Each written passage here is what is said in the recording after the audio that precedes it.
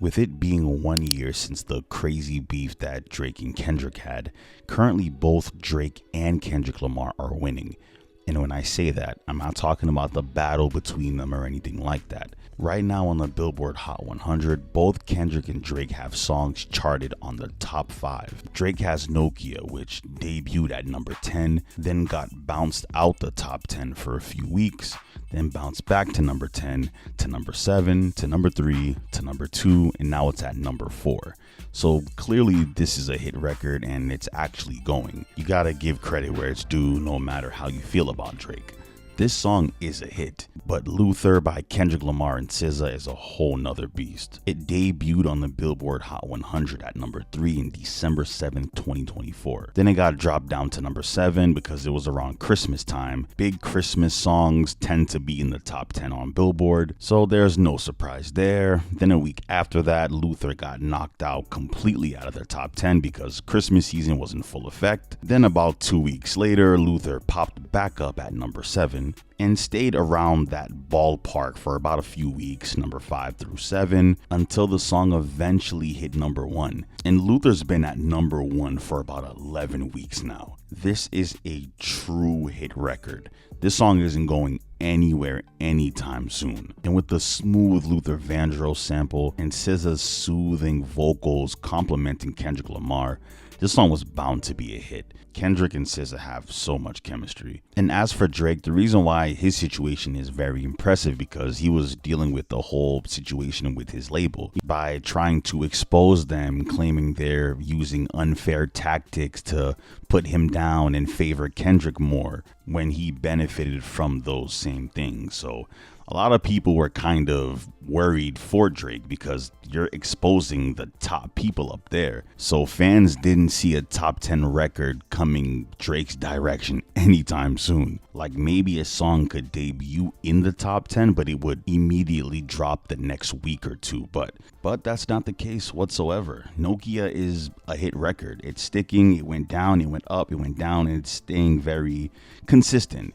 That song isn't really going anywhere anytime soon. It's probably going to stay in the top 10, top 15 for a little bit, but that's a pretty good spot. It's not like it's plummeting or anything like that. It's very consistent, I'd say. But if I had to be honest, I don't think Nokia is ever going to get that number 1 as long as Luther is still up there, because Luther has been number 1 for about 11 weeks and it's still in heavy rotation. People love it. There's a classic sample, and I don't see people saying that they are sick of hearing this song yet. Like, this song isn't that old, because GNX came out in late November of last year. And I know there's going to be some people watching this saying, oh no, Drake's career is over. What are we talking about? Like, Drake's career isn't over. It's kind of impossible because Drake already crossed over. He had so many hit records throughout the decade, a decade plus.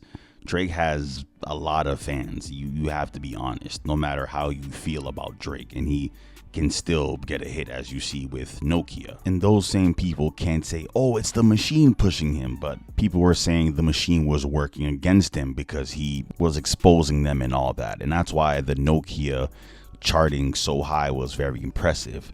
But will Drake do that again though? I don't know. Not saying that it's impossible because clearly he just did it with Nokia, but Drake has been dropping a lot of songs and none of them charted this high. So this isn't a guarantee that Drake's gonna keep doing this over and over and over like he used to. It took him a while post beef to have a hit record. Let's be honest. And I'm not trying to hear people say, oh, he didn't drop music like that. Yes, he did. He was dropping songs, dropping features. And usually when Drake is on features or on his own songs, they usually do good. But post beef, they were looking a little shaky. And not saying they didn't chart at all. Of course they charted, but they didn't chart that high. Like, for example, the song he had with Sexy Red, that one peaked at number 44. He dropped It's Up featuring Young Thug and 21 Savage. That peaked at number 28. Circadian Rhythm peaked at number 59. And No Face peaked at number 60. And this is why you gotta give Drake credit for charting in the top 5 with Nokia. I just feel like the Nokia video should have had color. It's a very colorful song. It's a bubbly, fun song with energy. You can hear the Nokia ringtone in the background and everything. And just for the video to be black and white, I don't know. I feel like that was a missed opportunity that he could have took advantage of. And even the biggest Drake fans can admit that. But at this moment, Kendrick and Drake are winning. They're both seeking success. They're both doing numbers, and both fan bases can enjoy a hit record from either or. I'm so happy right now. You don't understand with this UMG, Drake, Kendrick situation, Super Bowl, Grammys. This shit was driving me, and you know where it should be driving me. But this is one of the biggest, if not, this is the biggest victory in music history right here. I'm never finna call Drake out of his name. I'm team Drake 100% and team Kendrick and team all of us. If you got to the end of this video, thank you so much for watching. Hit that subscribe button if you enjoy videos like this. Hit that like button, it would help me out so much. Comment down below anything Drake, Kendrick, Billboard, Nokia, Luther related down in the comments. And with all that being said, thank you so much for watching, guys. I'm out.